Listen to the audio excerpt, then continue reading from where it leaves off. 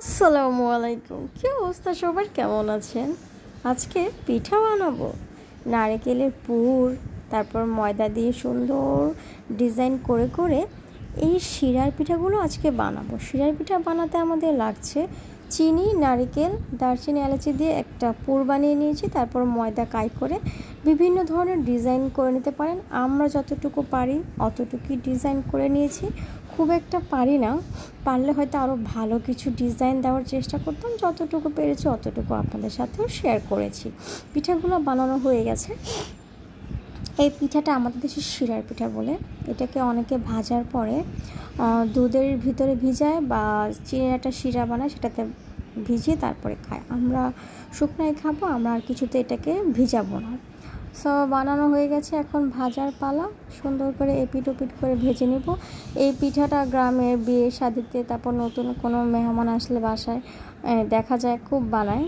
আমাদের দেশে এটা খুবই প্রচলিত আছে।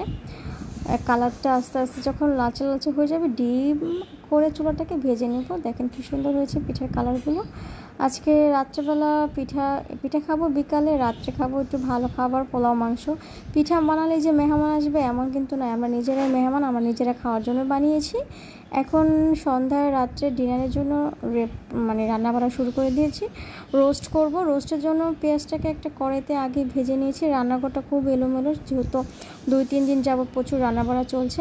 হঠাৎ করে ক্যামেরাটা যেন কি ডিস্টার্ব দিল বুঝলাম না। আচ্ছা যাই হোক, গরু মাংস রান্না তো দেখানোর কিছু নাই, সবসময় যেভাবে রান্না করি ওইভাবেই রান্না করছি। আর রোস্টের কড়াইটাকে চেঞ্জ করব, এটাতে একটু পেঁয়াজটা ভাজা ভাজা হয়ে গেলে অন্য কড়াইতে নিয়ে যাব।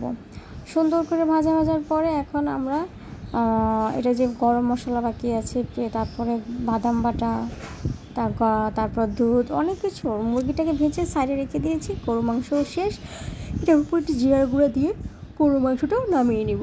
এখন রোস্টের কড়াইটা চেঞ্জ করে নিয়েছি, দিয়ে দিলাম বাদাম বাটা, গরম মশলা দিয়ে দিলাম তেজপাতা, লং, দারচিনি, এলাচি, যা যা বাকি ছিল দিয়ে ভালো করে মিক্স করে কষিয়ে দিয়ে দেব ভাজা মুরগিটা। আমরাই খাবো, আমরাই মেহমান, আমাদেরও তো শখ হয়, তাই না? আমাদের নিজের মন ভালো রাখার জন্য খানিকটা চেষ্টা করি বলতে পারেন। এই যে মুরগিগুলো এখন দিয়ে দেব। মুরগিটা ভালো করে বেশি ভাজা হয়ে গিয়েছে আজকের মুরগিটা, আমি খেয়াল করি নাই। আগুনটা কখন যেন বেড়ে গিয়েছিল। যাই হোক, আর একটু কম ভাজা দরকার ছিল। হয়ে গেছে, এখন আর বলে লাভ নেই। দিয়ে দিলাম সামান্য একটু বাদাম বাটার পাটা ধুয়ে পানি রেখেছিলাম, সে পানিটা এখন ইউজ করলাম। আস্তে আস্তে নাড়াচাড়া করব যেন মুরগিটার গা থেকে মাংস ছেড়ে না দেয়। কেমন লাগলো ভিডিওটা অবশ্যই জানাবেন।